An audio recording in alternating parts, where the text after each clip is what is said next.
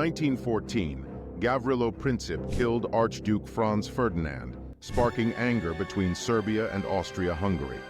Austria-Hungary declared war on Serbia, and Russia joined to support Serbia. Austria-Hungary sought help from Germany, who declared war on Russia. France joined the war to support Russia. Germany's actions in Belgium prompted England to fulfill its promise of protection and join the fight. The war quickly escalated into a worldwide conflict, causing concern among smaller countries. Even America began preparing for potential involvement. Belgium's forts proved no match for Germany's powerful weapons like cannons and guns. Ancient castles crumbled as gas, tanks, and flamethrowers transformed warfare. In just 7 days, the world was engulfed in war. This small event had escalated into a massive conflict, forever changing history. We are grateful to you. Thank you. Don't thank me, and don't say I'm a hero. I'm no hero. I was lucky. I'm here. All the heroes are dead, and I'll never forget them as long as I live. All I know is Normandy veterans love one another beyond the love of winning. If you was in a hole in the ground with a boat, you got to know him. Marvellous men. My generation saved the world, and I'll never forget any of them.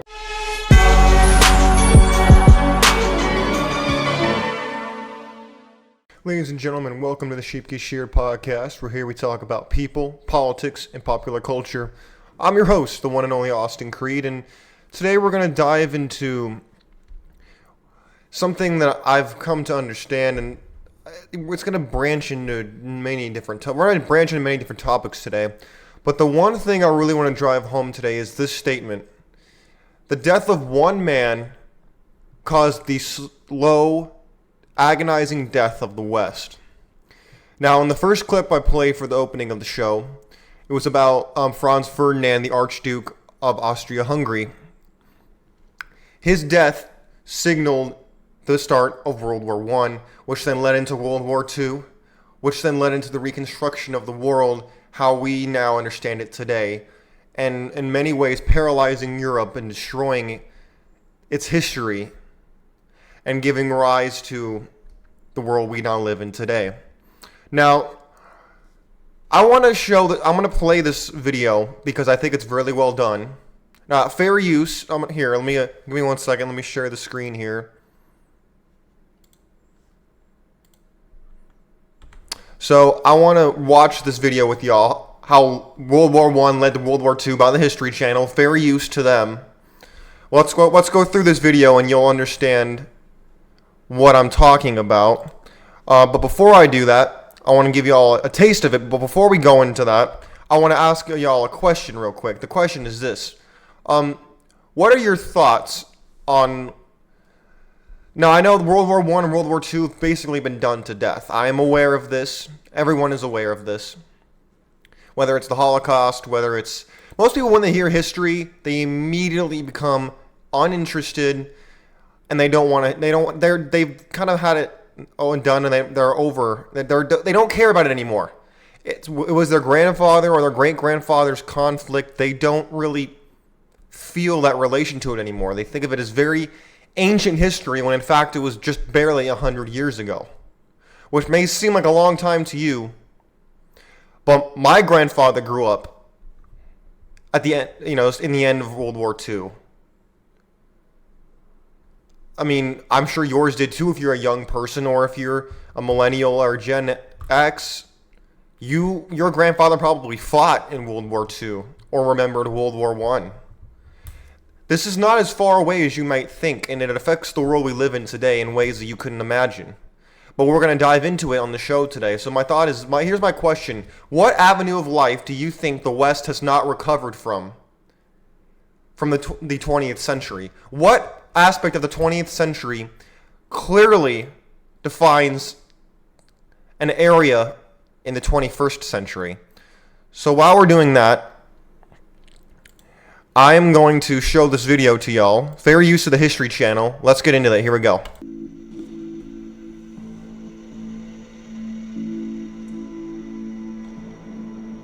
World World War I leads to World War II as day follows night.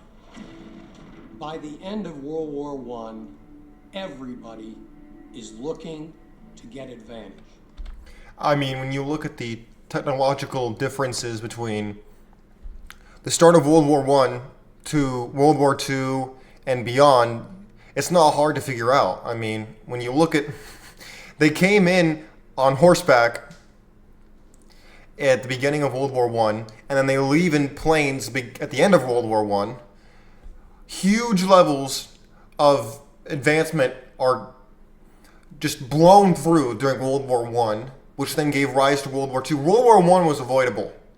World War II was not, because it was only a continuation of what was started, which I believe they will go on to mention. And that's why he says, like, day follows night, because you cannot have one without the other. Because World War II was a continuation of World War I. Let's keep going. World War I didn't really end in 1918. It brutalized an entire generation of Europeans. It brutalized an entire generation of people around the world.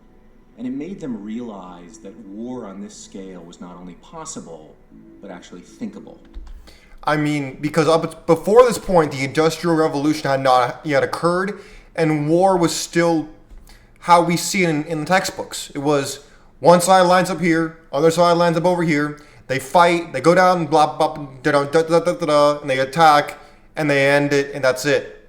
But with the invention of artillery, with the invention of the airplane, with the invention of these weapons that are just destroying everything in their paths, and the tanks are like the behemoth, and they're just destroying everything.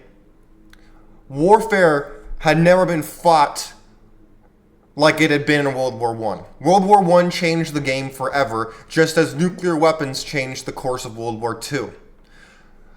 In the United States military, when I was in the Air Force, I learned about sea-burn weapons. It was chemical, biological, radiological, and nuclear. Now, a lot of these were not banned because they had not existed before World War I. And now with World War II, poison gas, biological I don't think they had agents yet, but it was just the disease, the chemical poison gas. All these things destroyed parts of France, parts of Europe in general. There are still no-go zones in Paris, and not in Paris, but in France today. They're called zone rogues, I believe. And you can't even go there. It's over 100 years, and you still can't go there because there's still mines, there's still duds that never went off. All this stuff. World War I changed. This is why it's called the Great War. It changed everything. Let's keep going. There's a wonderful, wonderful political cartoon where the fat politicians and generals are walking out of Versailles, and there's a little tiny boy, and he's crying in the corner. And I'm not kidding, he says, "I'm cannon fodder for 1940. They knew, anyone with half a brain knew that the Treaty of Versailles was essentially the starting gun for the Second World War. Well, Germany was so mistreated during the aftermath of World War I with the Treaty of Versailles, that it's what gave rise to the movement of the Nazis. Now, before World War II, the Nazis weren't running Germany. You need to remember that. It's a very, very important distinction, because when you realize that there was no Nazism in World War I, it was just fought off, well, my ally's asking for help from this ally, who's allied to this person, who wants to support that person. You realize that the war was largely avoidable. There was no huge ideological headbutting. It was just alliance with this nation caused an alliance with that nation, and before you knew it, different nations were trying out new technology that had never been tried before, and then that was causing widespread death, which caused even more conflict, and before you knew it, the world was just absolutely in turmoil, with the world being mostly Europe at the time, and maybe North Africa as well. Essentially what happened is that you create such an unstable economy and so much animosity between nations that you're just seeding the field of war to rise and grow again. A lot of the anger, animosity, resentment that fuels the rise of the National Socialists of Adolf Hitler in Germany can be directly tied to that. It would be difficult to argue that that's simply propaganda that's utilized by Adolf Hitler. These were very difficult terms for the German people to handle. The terms he's talking about were the concessions made at the Treaty of Versailles. because essentially Germany accepted full blame for the war, which was not theirs to take. They had blame, for sure, but they did not need to become the scapegoat that they did. And in doing so, they created this animosity that Germany now held for the rest of Europe and America as well. And so that's what led then, with famine, unemployment, bankruptcy at the governmental level. The German people were upset. And when people are upset, they are most likely going to be exploited. Never let a crisis go to waste was not just something espoused by Bill Ayers and his communist friends. It's something that every political person of any renown knows. And that's exactly what happened with the National Socialists in Germany in the 1940s and 1930s. And it creates this bunker mentality, this us against the world mentality that ultimately will play out in Hitler being able to create a program that appeals to that sentiment. To the average German, they have been sold out by the politicians. In particular, it made people like Adolf Hitler, who had fought, after all, in the German army in World War I, think that if only the Germans could do it again, but do it right this time, they could actually win. And that's exactly what we see happening in the history books, and it's exactly what people saw on the beaches of Normandy, as what people saw in the expansion of the Nazis in World War II, was this us versus the world mentality. We have to take back what is ours. We have to regain our pride. We have to regain our honor. That's the exploits that Hitler drove into the Germans. Even though he himself was an Austrian, he managed to capitalize off of this because he saw the horrors of World War I, he had an axe to grind, and he never let a crisis go to waste, and that's exactly what happened. Let's keep going. We call it World War I, World War II, but it's really two different stages of one global conflict. All right. Now, my friends, when I say that World War I, the death in World War II, the death of a single man being Franz Ferdinand, the Archduke of Austria-Hungary, his death leading to the slow death of the West, I'm not alone with this. Here, I want to show you a couple more things on the show today. We're going to look at World War I and World War II, the bloodiest battles from each war. And I'm going to read you the casualty numbers, and I want you to see if you can, if you have the cognitive ability to conceptualize the number of, the level of destruction that these numbers actually give. Now, here, I'm going to share the screen with you, and look. This is just 5. There's 15 given in this article, but I'm going to read the top 5. May 2nd to June of 1915. Look, I'll be honest, I can't pronounce all these. I believe it's the Gorlice and Tarnov offensive. 1,087,000 casualties. Over 1 million people perished in this battle. Next one. First Battle of Somme. I believe that's how you pronounce it. 1.1 million casualties. Million! Can you imagine? We look at the destruction in Ukraine today, which is bad enough. But look at this, over 1 million people dead. Over 1 million people that were fathers or sons, that had loved ones, had girlfriends, wives, children, never to return home ever again. And for what? Keep going. Spring offensive, March to July of 1918, 1.5 million casualties.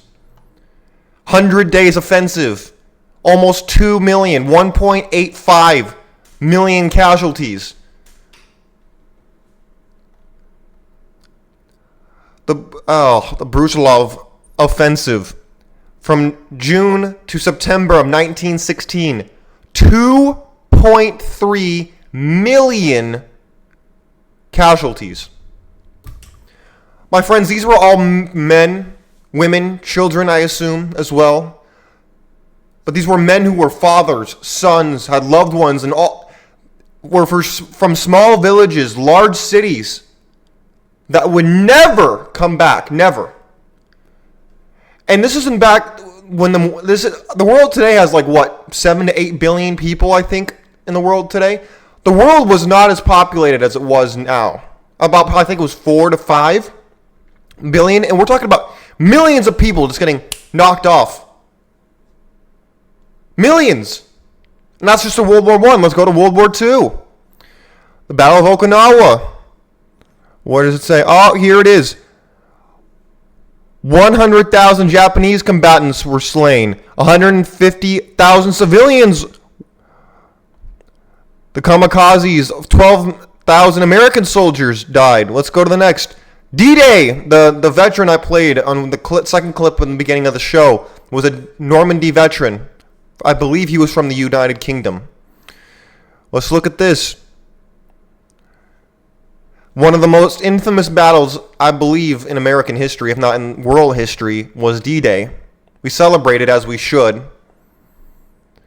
Nearly 10,000 Allied casualties just in that day alone. Again, my friends, these are large numbers. We see the numbers coming out of Ukraine, and that's bad enough. But this is a whole nother level of death and destruction. Battle of the Bulge. After the invasion of Normandy. It's estimated that more than 1 million Allied troops fought in the battle, including half of them were Americans. It says 19,000 soldiers were knocked off in the winter alone, with more than 70,000 wounded or missing. Stalingrad, one of the most deadliest battles, I believe, in world history. More than 1.1 million Soviet forces died. Again, you wonder why the Russians... I honestly don't understand why the Russians are even going to war at this point. I understand why, to an extent. But they never recovered from this. Millions of Russian men were killed in World War II. Millions. Leningrad. Another nearly 1 million people died in the siege. 1 million. Again, these are very large numbers, my friends. Very large numbers. And you wonder why the West has not recovered. How could they recover from this? And in the ashes of World War I and World War II gave rise to the children of the robber barons who once ran America in the world. They rebuilt the country. They rebuilt the world with their money. And they centralized more power and more wealth. Because everything evolves around money. And as the money was collected into fewer and fewer hands, the control of the world fell into fewer and fewer people, with the rise of democracy especially. Because democracy is run by the people with the largest pockets.